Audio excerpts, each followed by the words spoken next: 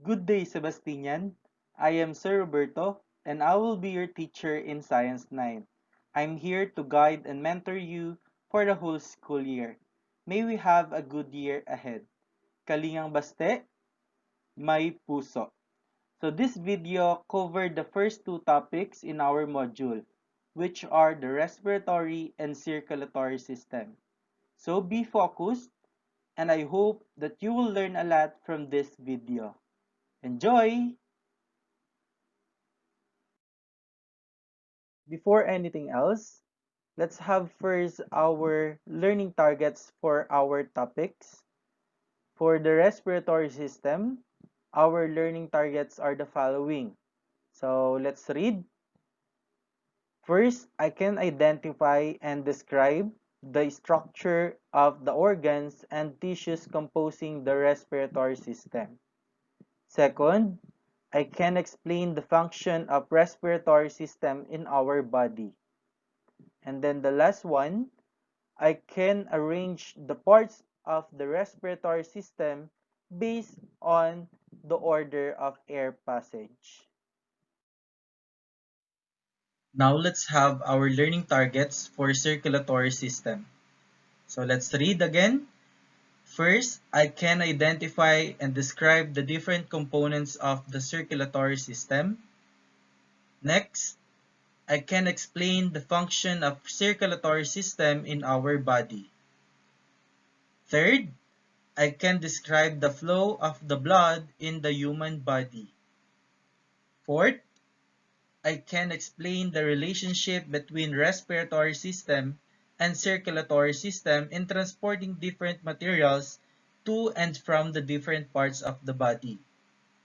Fifth, I can identify the different disorders that may afflict the respiratory and circulatory system.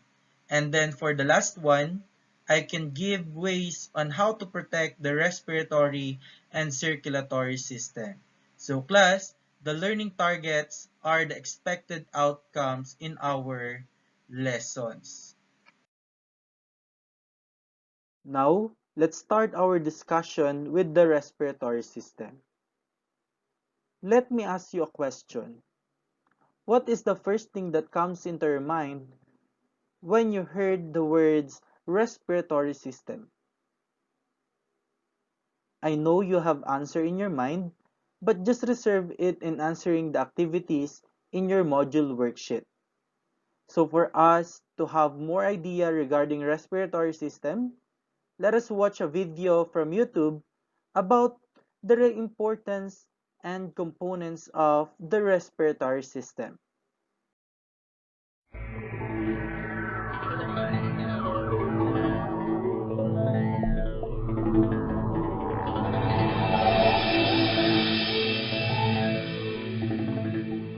The respiratory system consists of the upper respiratory tract, the lower respiratory tract, and the lungs.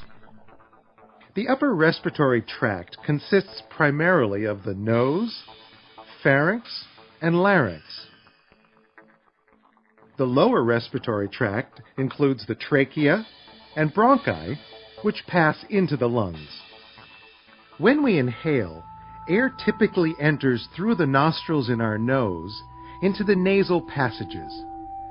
Lining the nasal passageways, mucus and microscopic hair-like membranes called cilia trap and remove dust and germs from the air as it flows through. The cilia can sweep mucus and dust at a speed of about 2 centimeters per minute, like a slow escalator, towards the pharynx until eventually it can be swallowed or coughed out of the body. Damp mucus is also a good humidifier, adding moisture to the incoming air if it is too dry.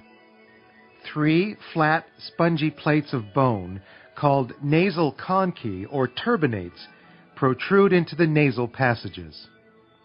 Blood flowing through the membranes on these plates causes them to act like radiators, warming the air as it flows by. Air moves from the nasal cavities through the pharynx or throat. Lined with muscle and mucous membranes, the pharynx is like a hallway for both the respiratory and digestive tract, since both air and food must pass through this organ before reaching the appropriate openings at its base. The pharynx also plays a role in speech. It changes shape in order to produce vowel sounds. Food passes from the pharynx into the esophagus, while air passes into the larynx, which is also called the voice box. The structure, called the epiglottis, acts to block food from moving into the airway during the process of swallowing. The larynx is composed of cartilage and muscle. The thyroid cartilage, which forms our Adam's apple, is located in the larynx. Two thin muscular strips coated in mucus, called vocal cords, stretch across the larynx and vibrate as air passes over them, producing sounds. Muscles in the larynx manipulate the vocal cords. For example, loudness depends on the force of the vibration. Pitch depends on the frequency of the vibrations. Children and women usually possess shorter vocal cords than men, which is why their voices tend to be higher pitched. The trachea, or windpipe, connects the upper respiratory system to the lower respiratory system. Roughly 1.5 centimeters in diameter and 10 centimeters long, the trachea is a membranous tube reinforced by tough, C-shaped cartilage hoops, which provide structural support. It is lined with mucus and cilia, which trap inhaled dust and debris, propelling these particles upwards towards the pharynx, where they can be expelled by coughing. Anything that obstructs or blocks the trachea can prevent breathing and cause death. That is why the Heimlich maneuver, a procedure to expel food or a foreign object from this blocked airway, was developed. The left and right primary bronchi branch off from the trachea and conduct air into the left and right lung. The bronchi continue to branch off into smaller and smaller passageways, distributing air throughout the lungs. By watching the video, you were able to know the different parts and functions of the respiratory system.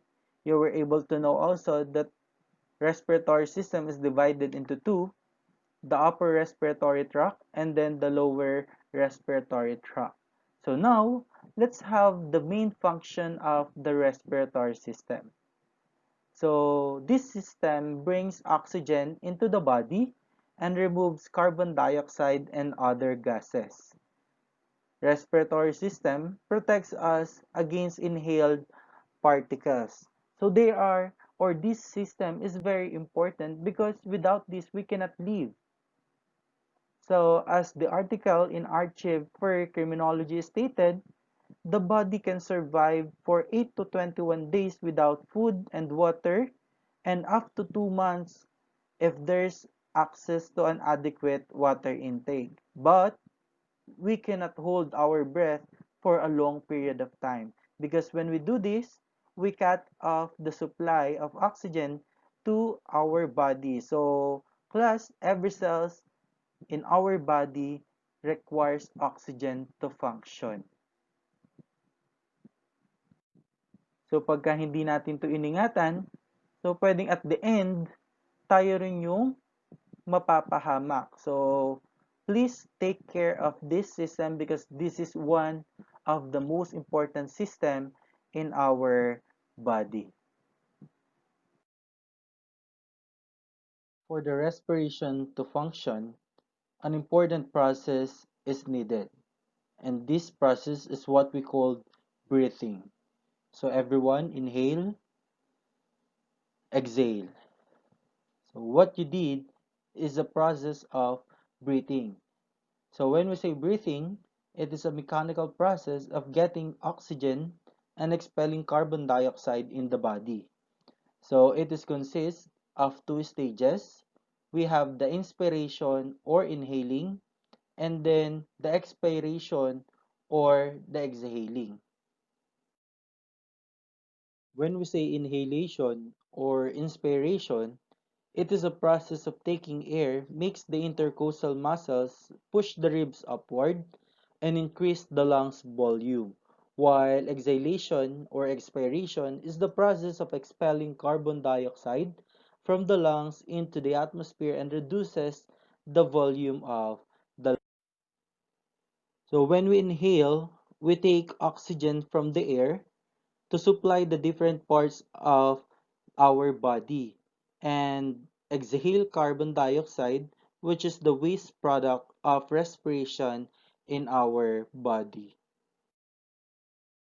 During the process of inhalation, the contracted diaphragm is in flat position. So as the air drawn in, the ribs move out and then the diaphragm moves downward. While for the exhalation, the diaphragm relaxes that is resuming its dome-shaped position. So the diaphragm or the normal shape of the diaphragm is dome shape. So, once po na nag-exhale tayo, so babalik lang yun sa may normal position niya. Same with the ribs. Okay?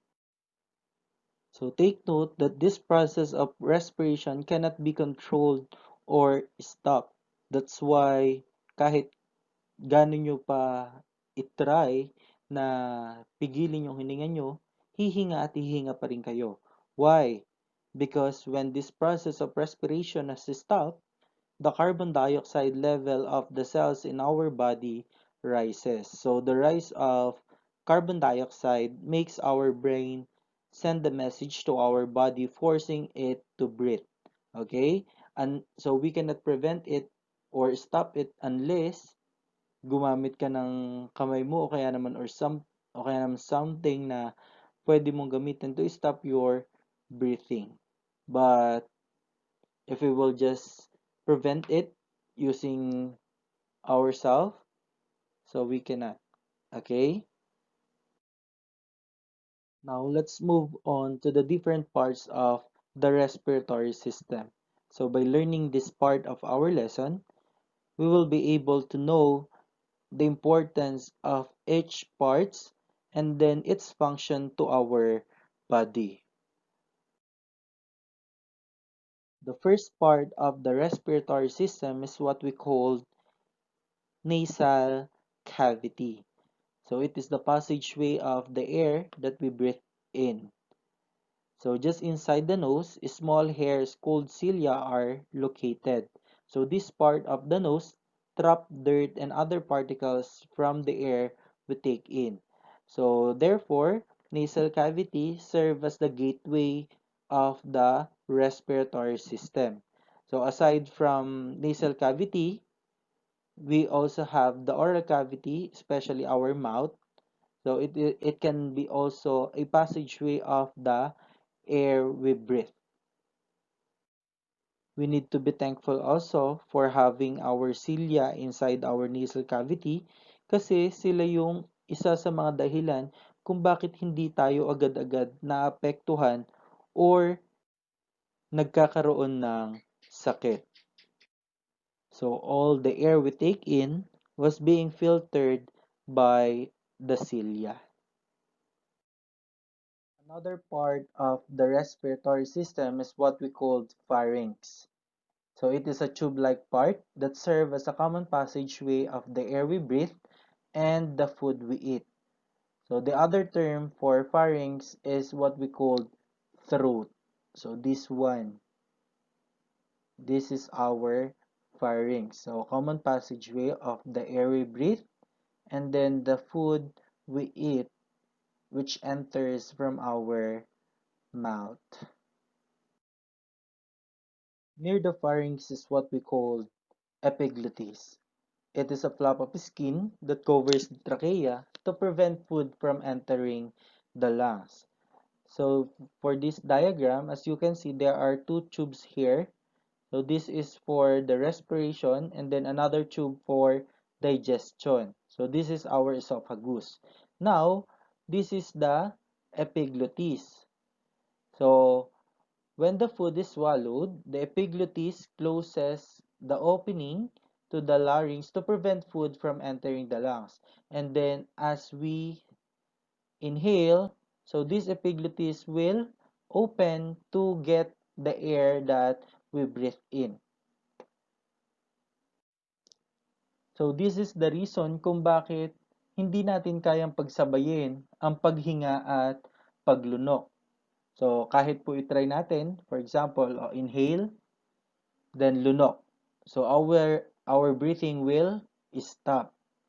Why? Because the epiglottis is closing. But sometimes epiglottis failed to do his or to do its job. Okay? Kailan po 'yon?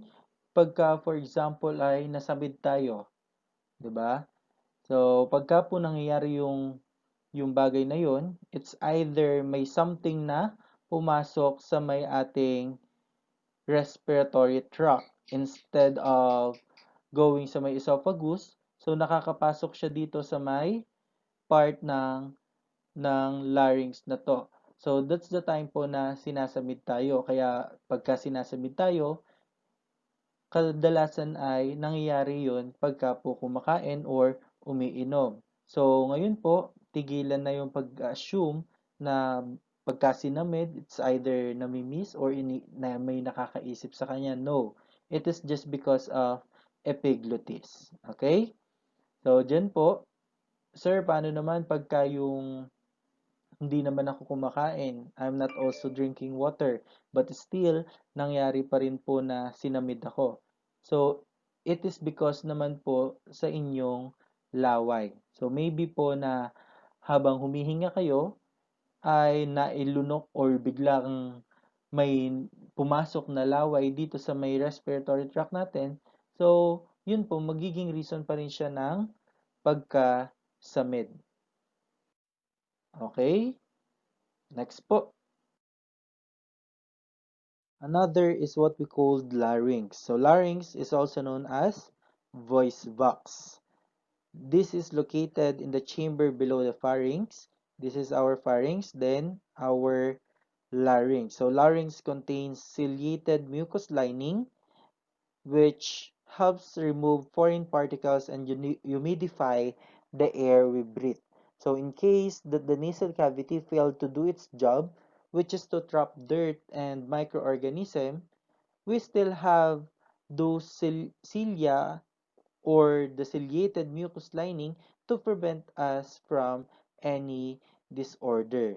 So the reason why it is called voice box because it contains the vocal cords that produce sound when vibrated by air. So now, try to hold your larynx, yung pong sa may bandang Adam's apple for some boys.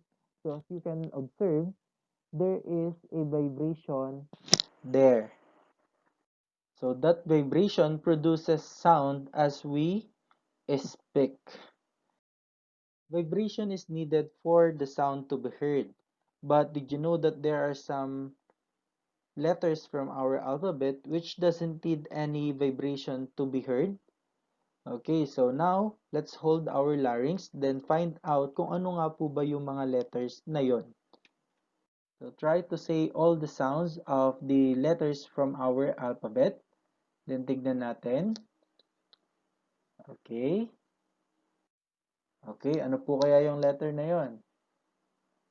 So we have the letter S and H. So those letter doesn't need any vibration to be heard. So let's try. For letter S, and then for letter H, shh.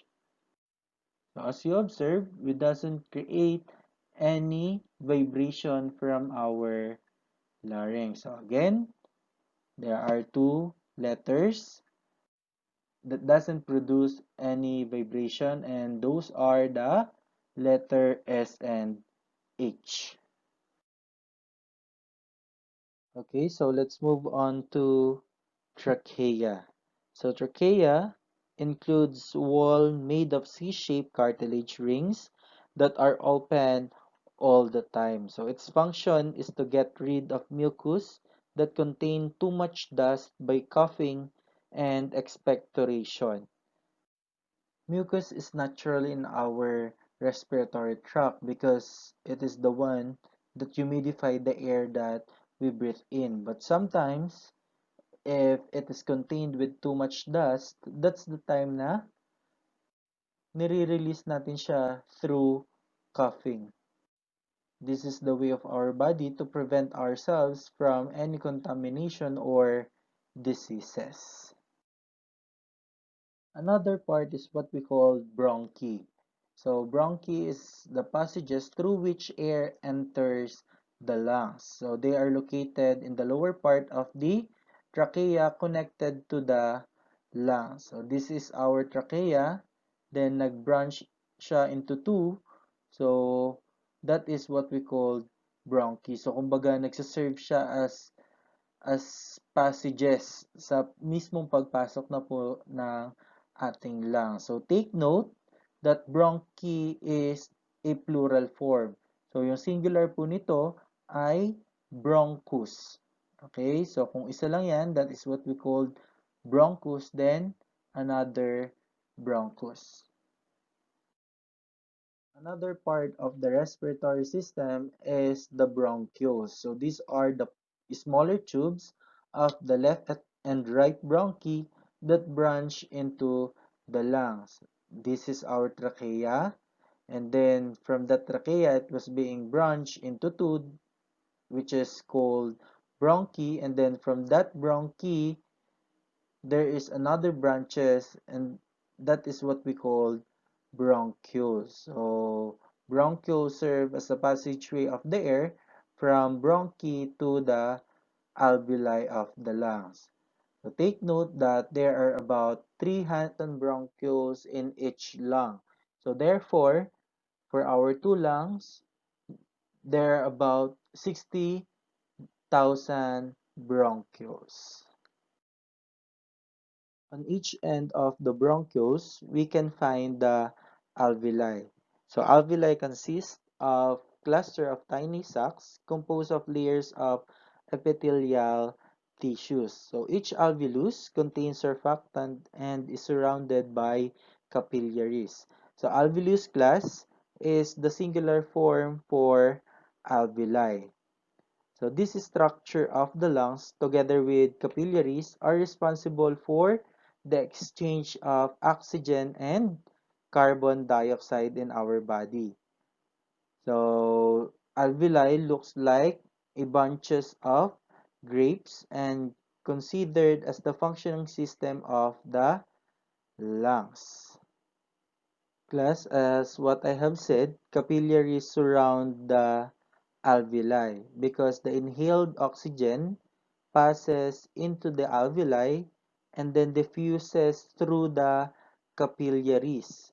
So, dyan siya pumapasok sa may ating capillaries. So, this is our capillaries, this is our alveoli. So, once we inhale, dito po papasok or magjo-join yung mga oxygen into the blood na matatagpuan po dyan sa may mga capillaries na yan. Meanwhile, the waste-rich blood from the veins release its carbon dioxide into the alveoli and then exits the lungs during inhalation. So, an average adult lung contains 500 million air sacs. Ganun po siya karami. So, there are 1 billion air sacs for two lungs. So before we proceed with another part of the respiratory system, let us review first the organs of the respiratory system that we have discussed based on its order of the air passage. So first, the air we breathe in will enter our body through our nasal cavity, and then it will go down into our pharynx. Then the epiglottis will open for the air to enter the larynx, then go down to our trachea. From our trachea, the air will separate through our bronchi to enter our lungs. And then from our bronchi, so there are smaller branches which is called or which are called bronchioles. And then from the bronchioles, the air will go into our alveoli. So as we all know, alveoli is the structure of the respiratory system where the magic take place. Why it is called magic? Because the exchange of oxygen and carbon dioxide take place in our alveoli. So now let's have our lungs. So lungs is a cone-shaped organs of the respiratory system. So lungs is also considered as the main organ of the respiratory system. So this part is composed of porous and spongy tissues. So take note class that human has two lungs and each lung have different sizes. So right lung is larger than left lung because it has three lobes, while left lung has only two. Now, what do you think the reason why left lung is smaller than our right lung? Alright, so because most of the space in our left lung was being used by our heart. Okay, next. So next is what we call pleura. So pleura is the outer lining of the lungs. Okay, so this one. So that lining is what we call pleura. Okay, so the last one is what we call diaphragm. So it is a large dome-shaped muscle that separates the lungs from the abdomen and work with the lungs during the breathing process. So a while ago, we already discussed the part of the diaphragm during the breathing process. So diaphragm is also the reason for the hiccup. Are you familiar with hiccup? So it is the sudden involuntary contraction of diaphragm muscle due to eating quickly or too much. So yung sinok na tinatawag. Okay? So do you have any questions regarding respiratory system? So if you have questions or clarifications, so just message me on Messenger or you may ask it during our Google meeting. So now, since we're done with our respiratory system, we will now proceed to our next lesson, which is the circulatory system. Okay? So let's move on. Now, after learning the different components and functions of respiratory system, let us proceed with the circulatory system. So class, there is a reason why we are focusing with these two systems, which are the respiratory and circulatory system. And you will find it out as we continue our lesson. So enjoy! Alright, so circulatory system, also known as cardiovascular system. So class, in this lesson, we will be able to know the major components of the circulatory system. Also, the disorders that may afflict the respiratory and circulatory system, and the activities that we can do to prevent the occurrence of those disorders. So be focused for you to answer all the activities I prepared for you. Now let's start with the function of the circulatory system. So class, it is the organ system that transport nutrients, gases, hormones, and other materials to and from the cells of the body. So it also functions in fighting diseases and helps stabilize body temperature and pH to maintain homeostasis. So if in our respiratory system, the gas needed by our body was able to enter, now it's time for our circulatory system to continue the process. And it is by transporting those gases into the different parts of the body. So circulatory system is composed of three major components, and those are the heart, which is a muscular pumping organ, the blood, which is the circulating medium, and the closed system of blood vessels, which are composed of arteries, veins, and capillaries. So now, let us discuss those components one by one. But before that, I want you to watch first a video from YouTube which will give you an insight regarding those three components of the circulatory system. So be focused, okay? Hi there! Can you guess what I am? I'll give you a hint. I have a very important job inside your body, and your heart helps me to do my job. I'm a red blood cell. My job is so important that you'll thank me for it later. But I can't take all the credit. Without your heart, I couldn't do a thing. You see, I'm like a little delivery truck in your body. I pick up and drop things off all the time. I ride the highways of something called the circulatory system. I like to call it the circle system because I keep going in circles. This system is made of your heart and blood vessels that carry your blood to different areas of your body. Your blood vessels are like tiny tunnels that run all through your body. They are made up of arteries that take oxygen to places in your body and veins that take carbon dioxide from your body to your lungs. This is my highway.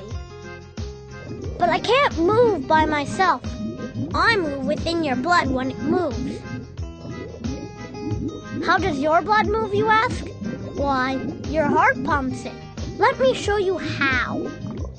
Your heart is the most important muscle in your body. It moves by itself, and even though you can hardly feel it, it keeps moving all the time, even when you are sleeping. Want to feel your heart move? Sit very still and put your hand on your chest. If you're running hard or exercising, you might find it easier to feel. When your heart moves, it's called a heartbeat. Your heart makes at least 100,000 heartbeats every day. When your heart beats, it pulls blood into it and pushes it out again. This helps the blood to move fast enough to go through your whole body and back.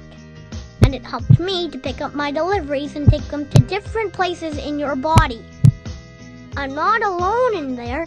There are lots of red blood cells just like me doing the same thing in your body all the time, even now while I'm talking to you. Here's me at the start of my little journey. I just got back from dropping off some things to some places in your body.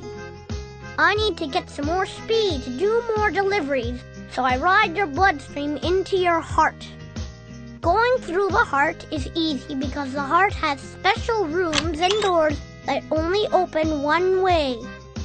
Right now I am entering the right side of the heart.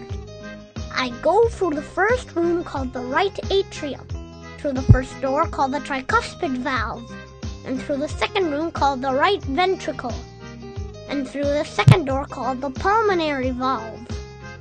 The heartbeat causes the heart to squeeze the blood in these rooms into the next area.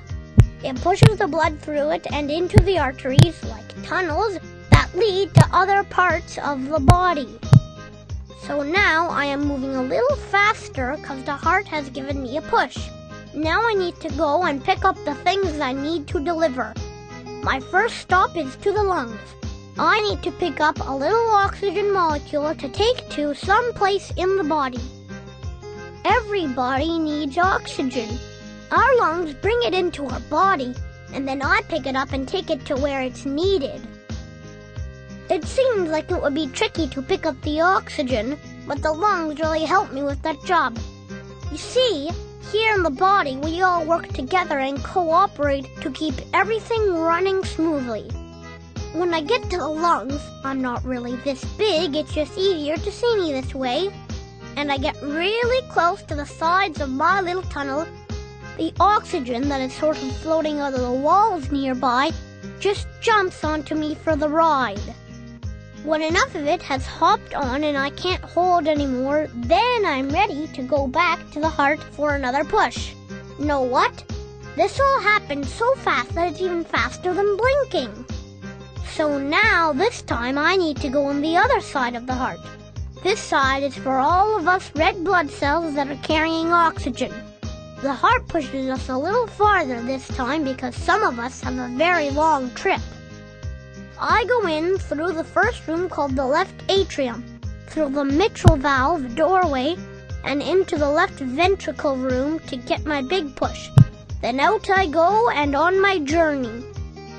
I like my job because I get to travel. Here I am making a delivery in the foot area.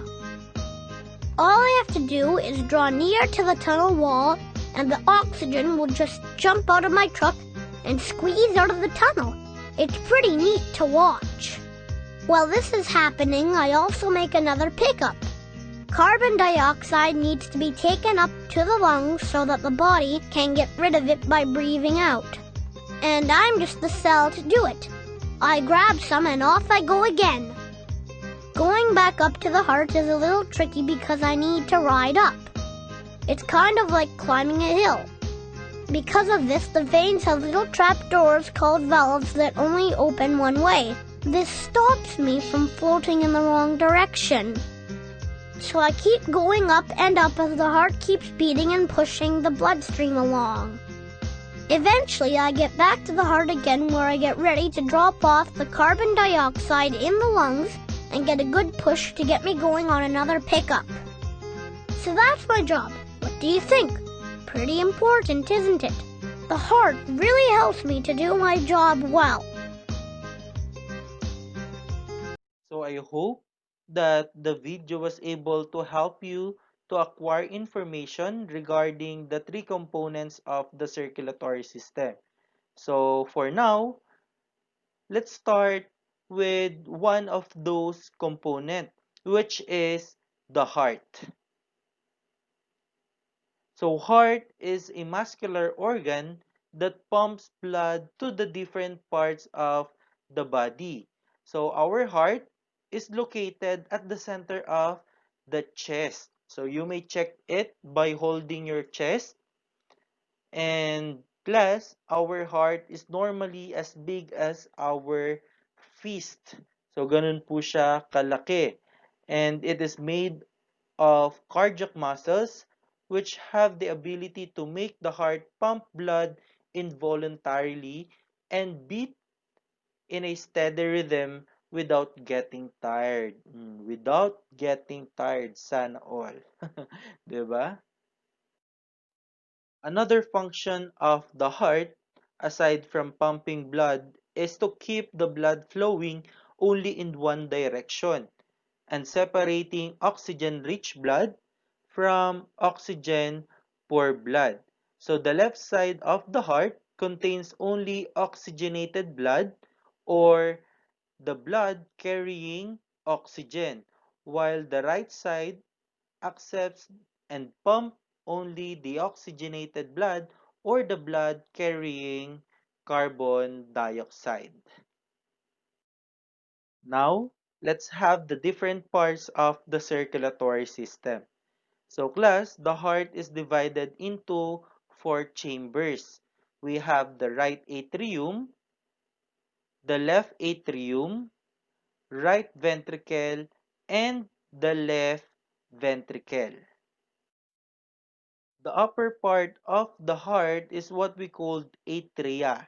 So atria is the plural form for atrium. So atria are the receiving chambers of the heart. And this chamber are thin-walled. Okay?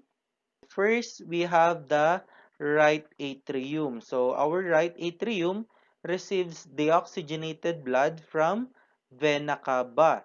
So we have the superior and then inferior vena cava. So our right atrium is the one who receives the deoxygenated blood. Again, what do we mean by deoxygenated? Alright, so the blood carrying carbon dioxide. Another is what we call left atrium.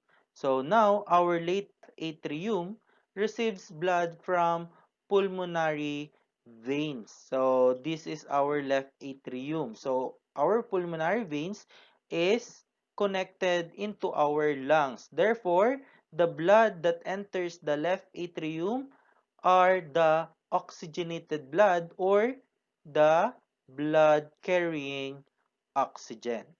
Next, okay, so we have the lower part of the heart, which is what we call ventricles. So ventricles is the pumping chamber that force blood out of the heart. So this is our ventricles. So compared to our atria, ventricles have thick-walled chamber. Okay, what do you think the reason why it is thick? Alright, so because ventricles is the one who is responsible for pumping the heart. Kaya kailangan niya or kaya siya makapal. So first is the right ventricle.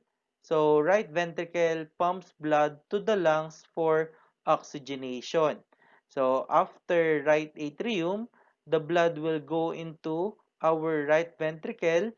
Then ipapump nito yung blood papunta sa may lungs natin to give out the carbon dioxide na hawak niya. Okay? And then, another is the left ventricle. So, it pumps oxygenated blood to all parts of the body. So, the blood, which is the oxygenated blood from the left atrium, will go into our left ventricle. And then, the left ventricle will pump the oxygenated blood into the different parts of our body. Okay, another part of our heart is what we call valves. So valves are flap of muscles that prevent blood from backflowing. So ito po yung reason kung bakit one way lang yung ating blood. So therefore, once na pumasok na yung blood na yon, hindi na siya makakabalik pa. Okay, so the first valve is what we call tricuspid valve. So it lets the blood fill in the right atrium before it enters the right ventricle. And then another is the bicuspid valve. It lets the blood fill in the left atrium before it enters the left ventricle. So this is our tricuspid valve and then our bicuspid valve. So bago po mag-open yung mga valve na to, ay kailangan na na-fill muna itong ating mga atrium. Okay? So, dito, for example, for tricuspid valve, bago siya umopen, ay kailangan ay na-fill muna si right atrium. Same with our bicuspid valve, before siya mag-open, kailangan ay na-fill muna si left atrium. Okay? Question so far? So, if you have, you may ask it or you may list it first for you to ask it during our Google meeting, or you may also ask it using our messenger. Okay, so another type of the valve is what we call pulmonary semilunar valve. So it can be also called as pulmonary valve. So this valve lets the right ventricle fill before releasing the blood into the pulmonary artery. And then another is what we call aortic semilunar valve or aortic valve. So it lets the blood fill in the left ventricle before sending it to the aorta. So this is our pulmonary semilunar valve and then our aortic semilunar valve. So So class, for us to easily remember kung ano nga ba yung dadaanan na valve ni blood, so we can use the keywords, okay? So for example, for our pulmonary semilunar valve, so we can easily identify kung anong valve yung gagamitin niya by having our keyword. So we can easily know na bago pumunta ng pulmonary artery yung blood, dadaan muna siya ng pulmonary valve. Same as with our aortic valve, bago pumunta si blood sa may aorta, ay dadaan muna siya ng aortic semilunar valve. So, by having these keywords, hindi na natin kailangan na, kumbaga, sasauluhin pa lahat. So, we just need to know or to look for the keywords. Okay? Understood? And then the last part of the heart is what we call septum. So this is the thick wall that divides the left and right side of the heart. So the left side of the heart contains oxygenated blood, and the right side of the blood, or of the heart rather, contains the oxygenated blood. So where is the septum? This one. So it divides the heart into 2. Okay? Alright, so class, did you know that the sound of our heart is lub-dub?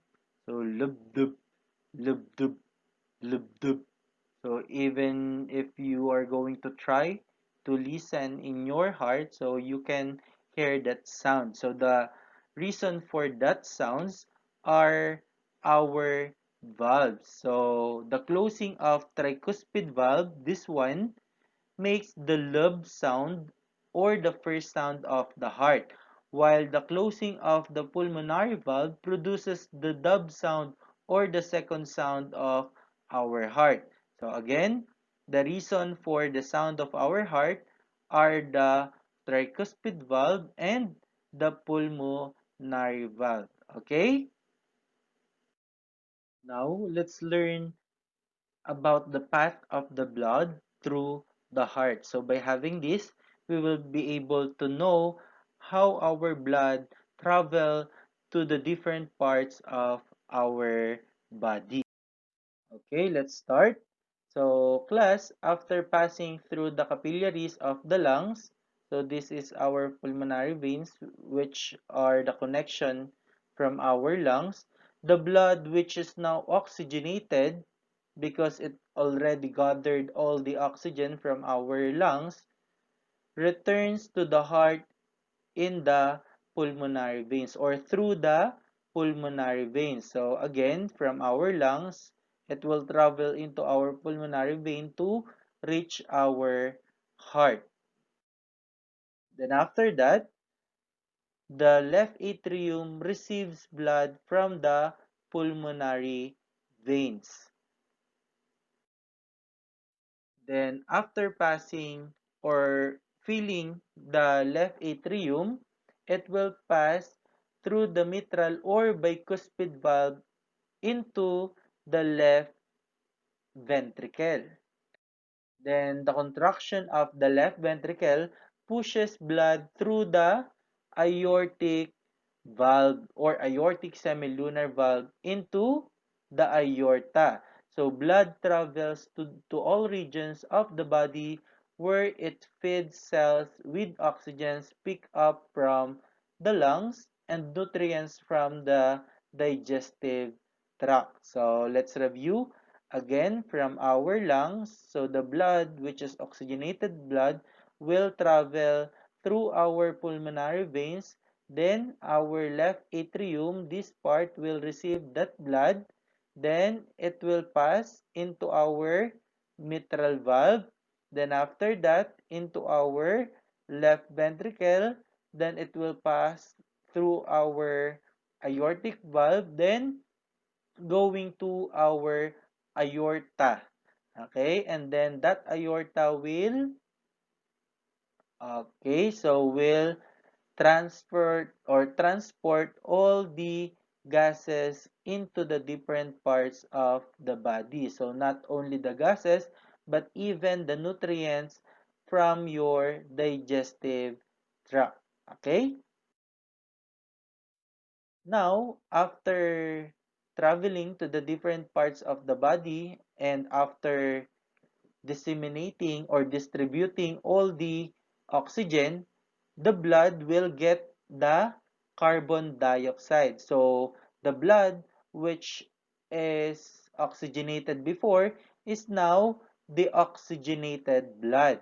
So it will return into our heart from the rest of the body through superior and inferior vena cava. So dito po sila magtatagpo sa may ating right atrium. Okay, so the right atrium receives the deoxygenated blood. Then after that, blood then enters the right ventricle through tricuspid valve. So this is our tricuspid valve. Okay, and then the contraction of right ventricle pushes blood through the pulmonary semilunar valve into the pulmonary arteries in which it travels through the lungs. Okay? So again, let's review. The deoxygenated blood will enter through our superior and inferior vena cava and then magtatagpo into our right atrium, then dadaan po sa ating tricuspid valve, then into our right ventricle, and then our right ventricle will push the blood through the pulmonary valve and then going to our pulmonary arteries in which it will travel to the lungs to release the deoxygenated blood or the carbon dioxide and to get again an oxygen. Then the process will repeat. Understood? Okay, so let's have a review again from our lungs. So the oxygenated blood or the blood carrying oxygen will travel into our heart through our pulmonary veins. And then the left atrium will receive that blood. After receiving the blood, it will pass into our mitral valve or the bicuspid valve, then going to our left ventricle. And then our left ventricle will give a push for that blood and then dadaan po siya with our aortic valve, then going to our aorta. And then from that aorta, it will travel into the different parts of our body. Then after that, the deoxygenated blood or the blood carrying carbon dioxide will go back into our heart and through superior and inferior vena cava. And then the right atrium will receive the blood which is now carrying carbon dioxide and then dadaan po with our tricuspid valve, then going to our right ventricle. And then the right ventricle will give a push into our blood, then dadaan po ng pulmonary valve, then going to our pulmonary artery para po bumalik sa may ating lungs to what? To release the carbon dioxide and to get an oxygen again. Okay? Naintindihan po ba? So, I hope so. Now, after learning the first component of the circulatory system, which is the heart, let's now proceed with another component of the circulatory system, which is the blood. So, blood is a liquid tissue and circulating medium of the circulatory system. So, its main function is to transport materials and to fight infection. So, class, in our body, if the heart serves as a terminal, So our blood acts as a vehicle that transport materials to the entire body and controls the concentration of substances and body heat. So class, take note that 8% of the body's weight or our weight is composed of blood. Now, let's have the different parts of the blood. So we have the plasma, white blood cells and platelets, and then the red blood cell. So the body uses blood to transport substances throughout the body so that its different parts can function properly. So class, blood transport oxygen, carbon dioxide, hormones, nutrients, and minerals. So it is composed of 55% plasma, and 45% red blood cell. And then the less than 1% is the white blood cell and platelets. So, ganun lang po kaunti itong si white blood cell. Okay? So, now, let's learn this part of the blood one by one. Now, let's start with the first part of the blood, which is the plasma. So plasma is a yellowish fluid that suspends blood cells, collects waste materials, and nourishes cells as it flows throughout the body. So plasma is 90% liquid and 10% inorganic substances and digested food substances. Now, what do you think the reason why plasma is being used for treating COVID-19? Alright, so I know that you have answer in your mind, but just use it in answering the activity that I have prepared for you. So class, plasma contains water, salt, enzymes, antibodies, and other proteins. Therefore, people who have recovered from COVID-19 develop natural defenses to the diseases in their blood. And this is what we call antibodies, wherein these antibodies can be found in our blood or in our plasma.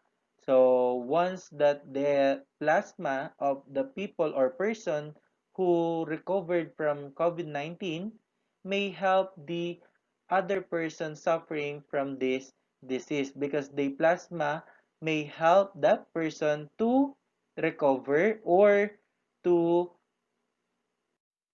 help that person in fighting the virus. Alright, so another part of the blood is what we call platelets, or also known as thrombocytes. So it is a part of the blood that helps in the process of blood clotting. So when a blood vessel is damaged, they adhere one another to block the blood flowing out. So, this is our platelets. So, every time po na nasusugat tayo, ang responsible sa pag-cover ng ating wound ay yung ating platelets. Okay? So, once na na-detect nila na merong sugat or broken blood vessel, so magsasama-sama po yung platelets na yan para i-cover tong damage or tong broken part ng blood vessel na to. Okay? Kaya pagka nasusugat tayo, 'di ba? Dudugo siya ng saglit, then afterwards ay maghihinto na rin yung pagdugo. So that's the time na nakapag-cover na po yung platelet sa ating sugat.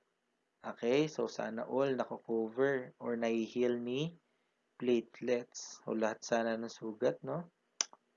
Joke. Okay, let's move on. Okay, red blood cells or erythrocytes. They are biconcave disc that contain the oxygen-carrying protein called hemoglobin. So hemoglobin is the one who gives red color in our red blood cell. So take note that red blood cells do not have a nucleus and do not undergo cell division. So red blood cell carries oxygen, food nutrients, and rids body of carbon dioxide and waste. So our red blood cell was being produced here in our bone marrow. Ayan po. So the bone marrow of big bones in our body. Especially dun po sa may bandang hita or the femur. So the bone marrows there produces the red blood cells. So what are these bone marrow? So yun po yung nakikita natin sa may bulalo. So these are bone marrows of cow. Okay? So dyan po napuproduce yung mga blood or the red blood cells.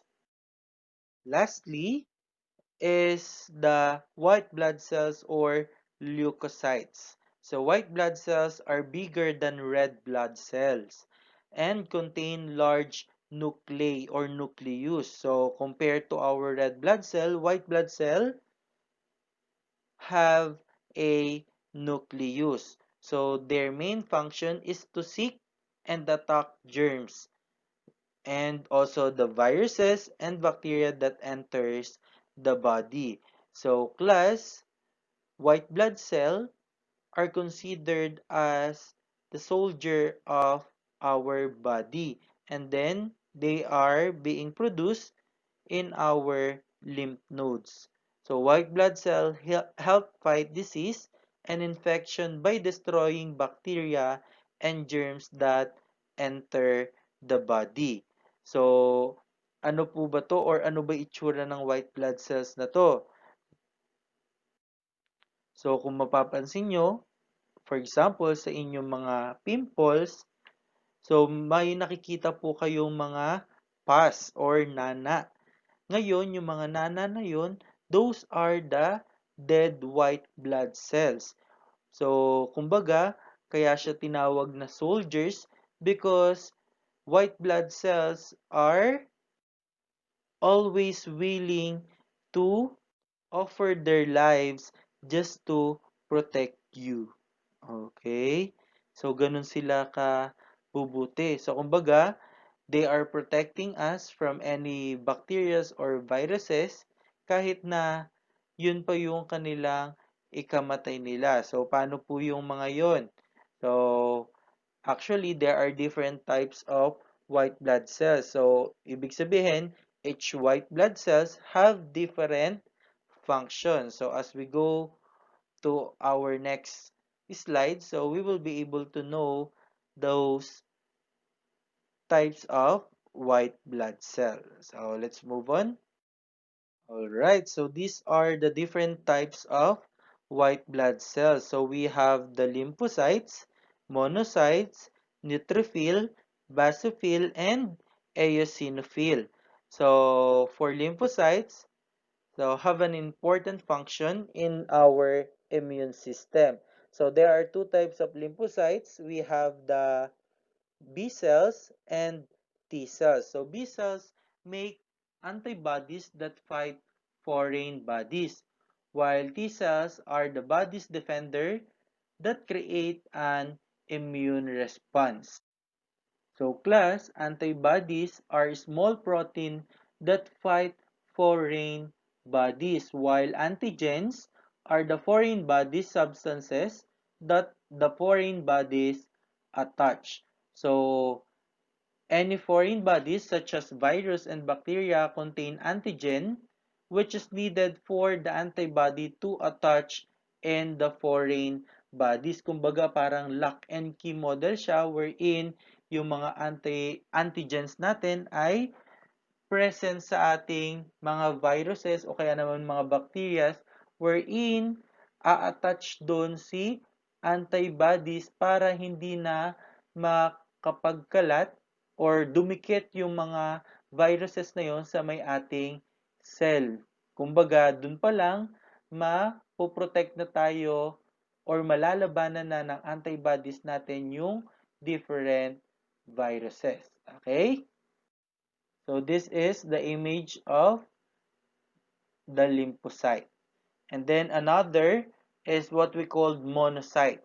So, our blood cells that clean up the debris of dead cells after antigen have been destroyed. So, ito po si monocyte, kumbaga, siya yung pinaka-cleaner sa may type ng white blood cell. And then another is the neutrophil, our blood cells that fight bacterial infection. So, this neutrophil is responsible for the fighting of the bacteria.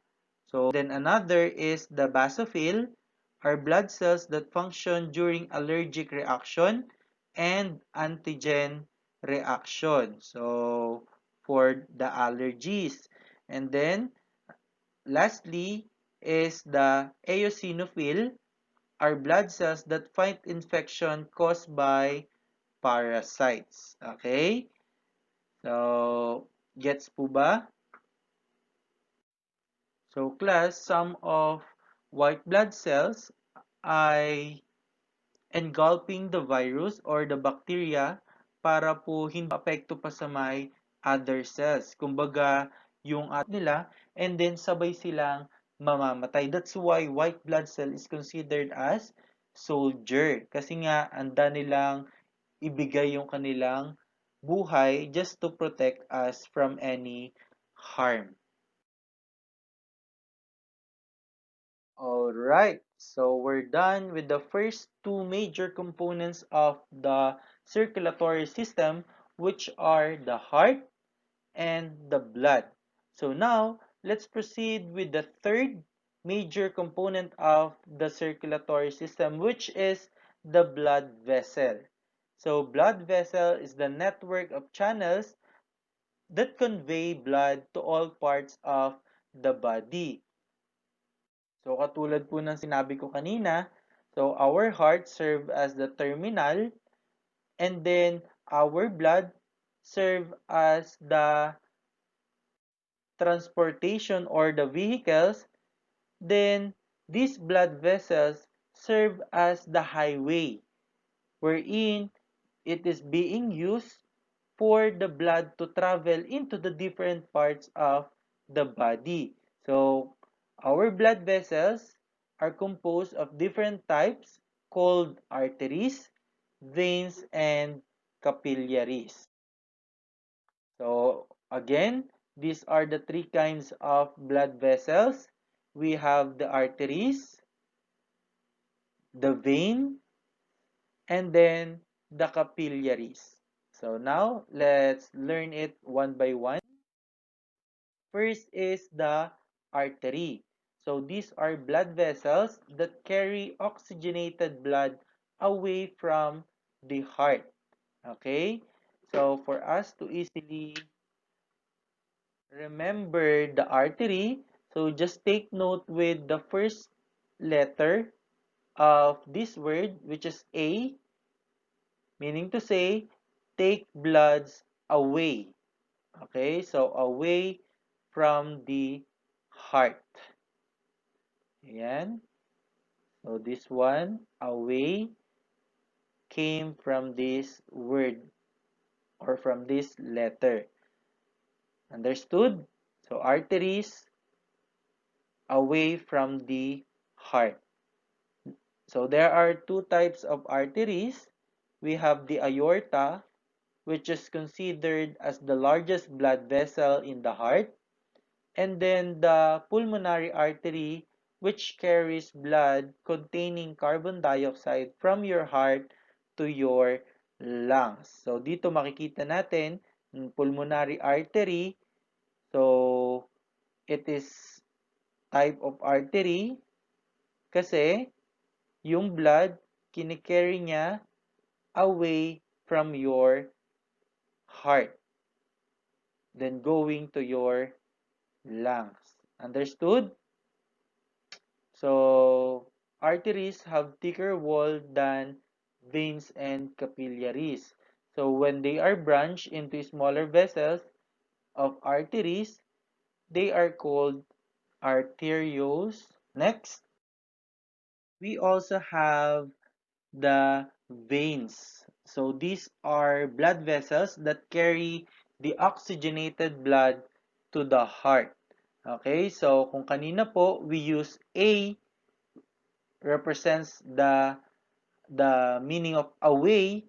Now, the veins, so meaning to say, it brings blood back to the heart.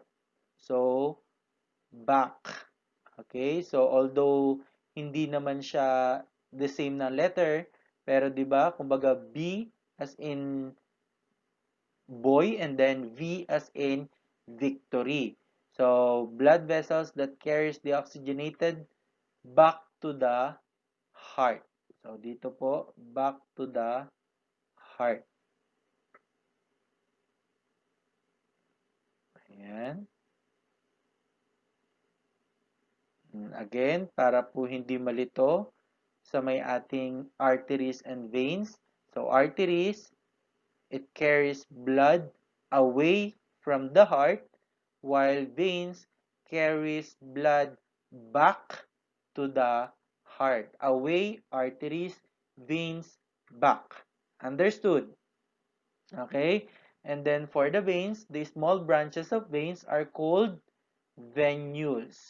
So kung kanina po, arterioles sa may ating artery, ngayon naman, for the vein, ang tawag po sa may small veins ay venules. Okay? So the vein has valves inside them to prevent the backflow of the blood. So now, let's have the different types of the blood. So we have the inferior vena cava and superior vena cava. So this type of the vein is responsible for the entry of the oxygenated blood. So it is the vein where the blood enters the heart from the body. And then another is the pulmonary vein. So it carries blood containing oxygen from your lungs to your heart. Okay? So let's proceed with the last type of blood vessel. Okay, so we have the capillaries. So these are the smallest blood vessels that connect arteries and veins. So they also facilitate gas exchange between blood and tissues. So this is our capillaries. So katulad po ng sinabi natin kanina during our discussion of respiratory system, on each end of the alveolus, so matatagpuan natin ang capillaries because capillaries is also needed for the exchange of oxygen and carbon dioxide in our body. Okay, so just for additional information regarding the blood pressure, so there are two distinct pressures that are measured. So we have the systolic and then diastolic. So systolic is a measure of the maximum force or pressure developed in the arteries when the heart contracts, while diastolic is a measure of the lowest pressure which occur in the arteries during cardiac relaxation. So who among you knows how to measure blood pressure? So that is a good skill. So example of blood pressure is 120 over 80, wherein 120 is the systolic and then the 80 is the diastolic pressure.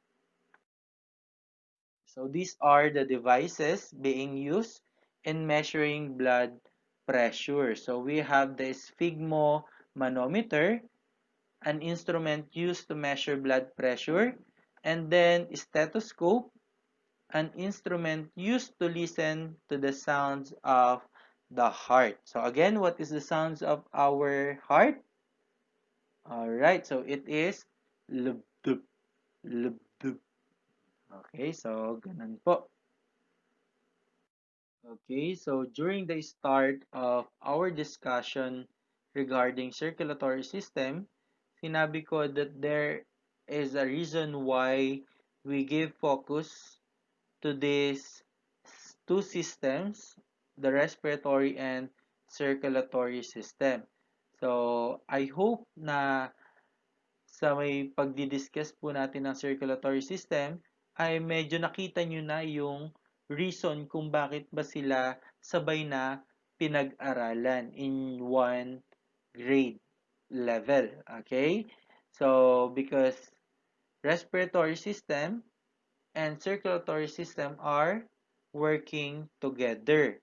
So the respiratory system has essential function to extract oxygen from the atmosphere and expel waste gas out of the body.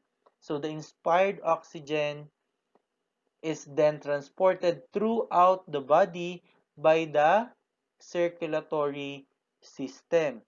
So si respiratory system ang tagakuha ng oxygen from the atmosphere, and then circulatory naman ang responsible sa pag-transport ng oxygen na yon into the different parts of our body. So this is how the two systems work together to carry out the essential functions of the body in order to support life.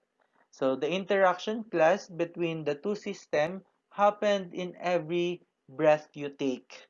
So no one will function without each other.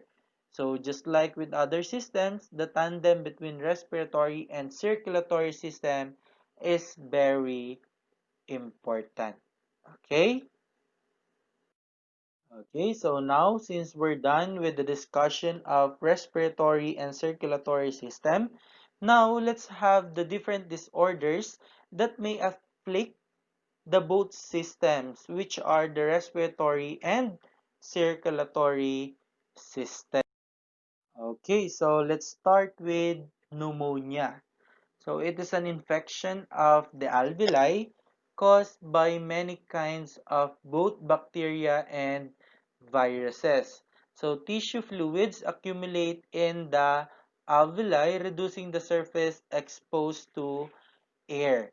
So class, this is the healthy or normal alveoli, and then when the person is infected or has pneumonia, so this will what happened to their alveoli. So if enough alveoli are infected, so the patient may need supplemental oxygen. Kasi pagka po may pneumonia tayo, mahihirapan na tayong huminga kasi nga po nabablock na ng fluid yung pag-exchange ng oxygen and carbon dioxide into our body.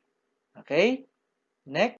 Okay, so another is what we call asthma. So I know this disorder of respiratory and circulatory system is very common in our school, right? Kasi most of the students have this kind of disorder.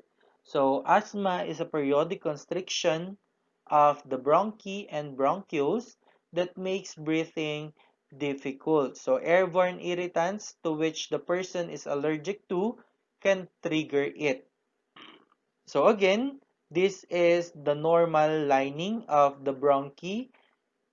Then if you have asthma, this will happen into your bronchi or bronchioles. So kumbaga mayroong pamamaga, and then there is also an excess mucus. Another disorder is what we call emphysema.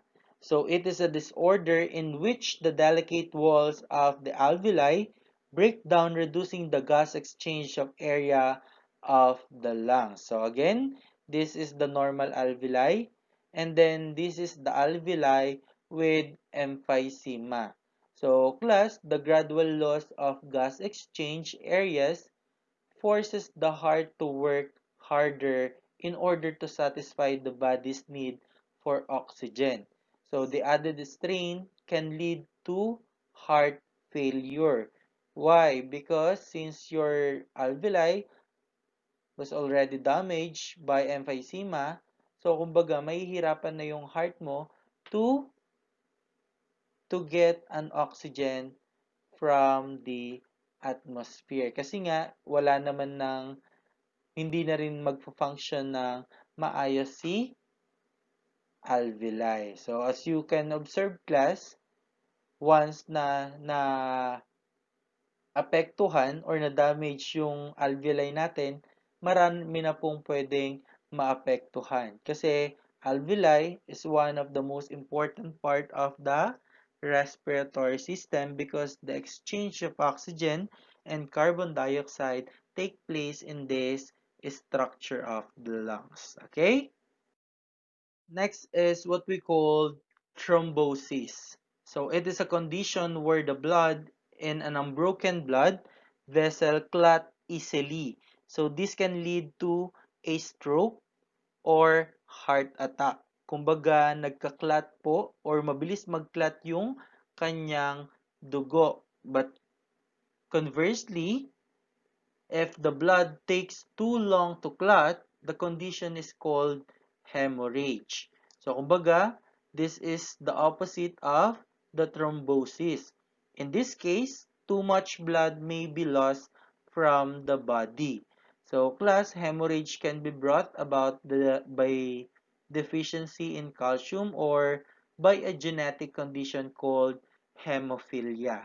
So, a genetic disorder in which the blood does not clot on its own without the help of medical intervention. Okay? So, next, we have the atherosclerosis. So, it is the condition in which the arterial wall thickens as the result of buildup of fatty materials such as cholesterol and low-density lipoprotein.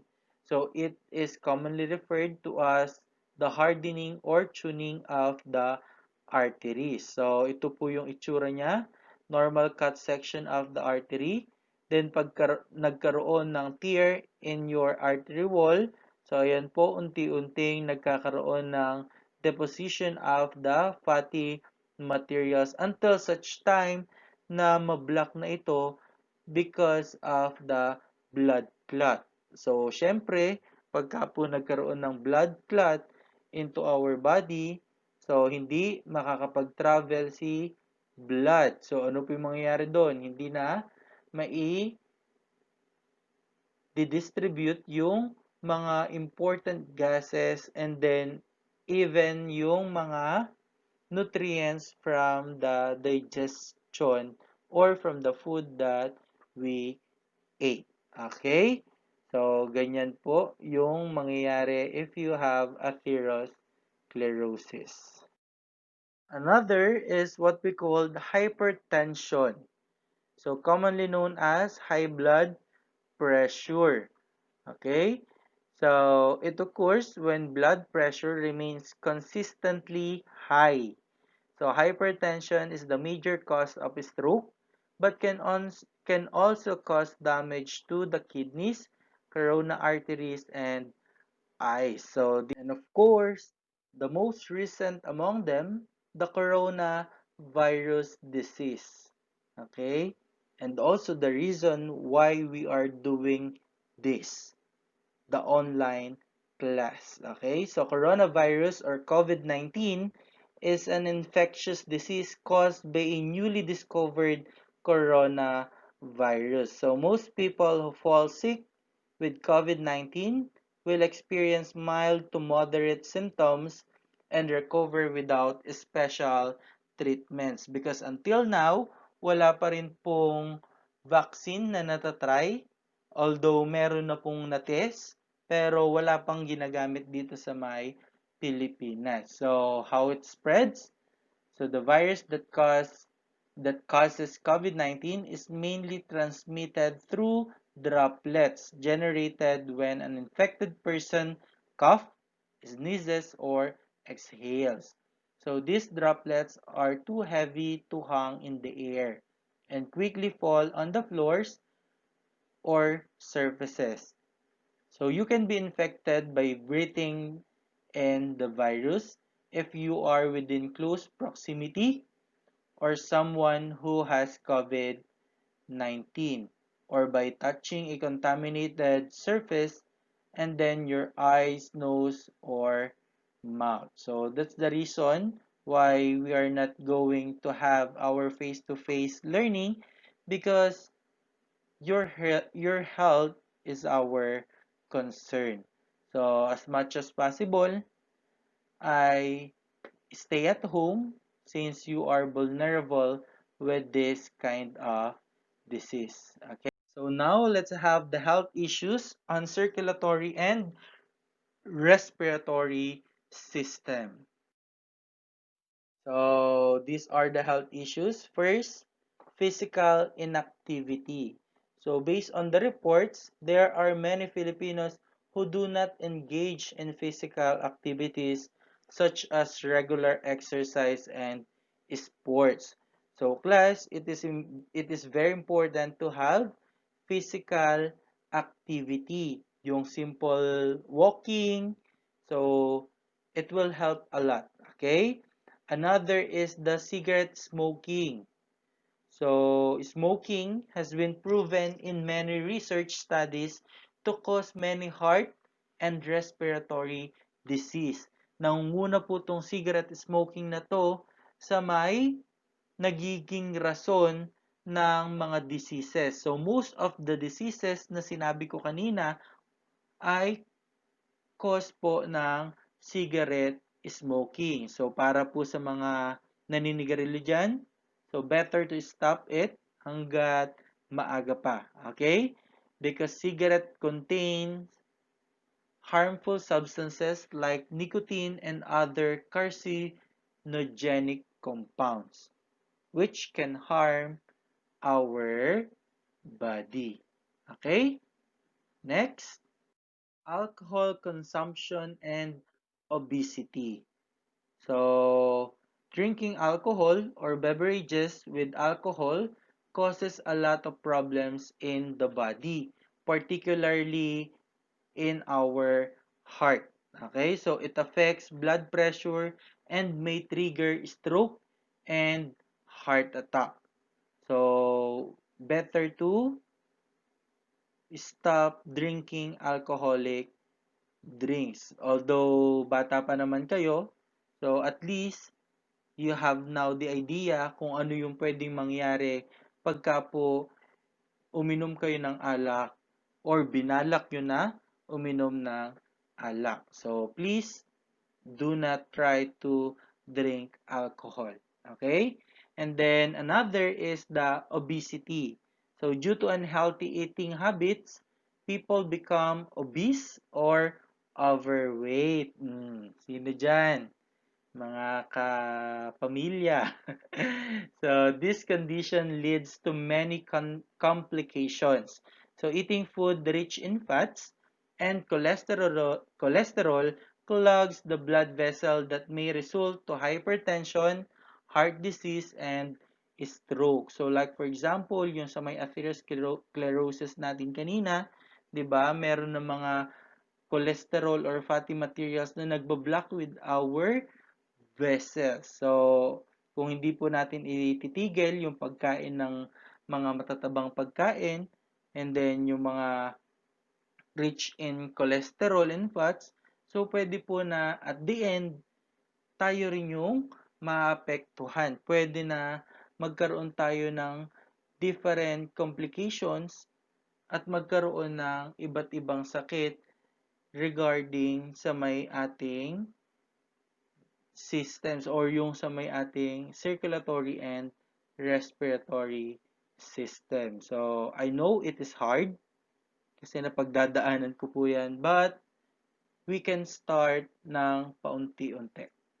So, once you watch this video para sa mga kasamahan ko dyan.